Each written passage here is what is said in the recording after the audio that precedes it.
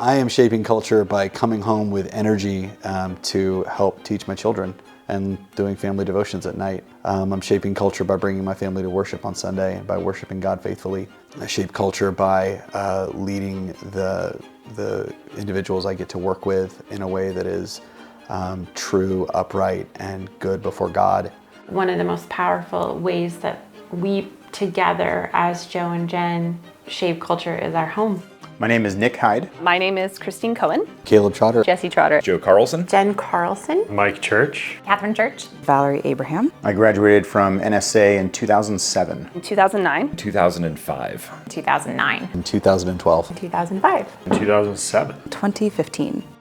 I was a voracious reader as a teenager, and even then there wasn't a whole lot for me to read. And I wanted books that had strong female heroines. I wanted to see girls who were excelling and doing brave things and hard things, but doing it as women. And so I'm writing books that hopefully will be a blessing to girls and boys who are growing up in a world that is telling them that it doesn't matter which you are or that it can change. I want to point them to the truth through my writing. It's raising up the next generation, preparing us to raise up the next generation. And I think to not pull back from something because it's hard.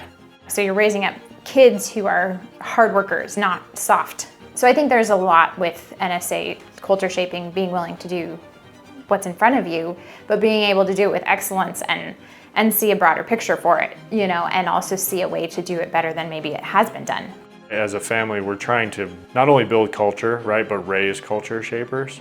And so as the kids are getting older, having to think through whether it's stuff they're hearing about politics or cultural stuff, or just how to relate all of that and pull it all together under the lordship of Jesus Christ, right? Like that first class of lordship. Law is interesting because it's a major channel through which culture runs. Lawyers are people who have to interpret, articulate, and apply very, very complex ideas. And you've got to be able to take something very, very complex and articulate it to a jury who doesn't understand what any of that means.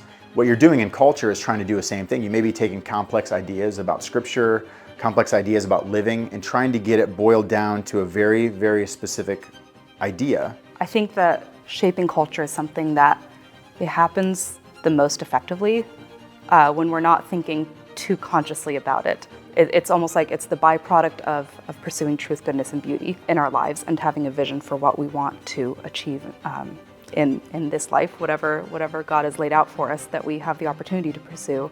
I think right now, shaping four eternal souls is a big part of that, shaping up the next generation and endeavoring to do a good job in that sphere, and also working with my husband. Love what he's doing to hopefully change the medical field long term, and coming alongside him in that, being a helpmeet to him.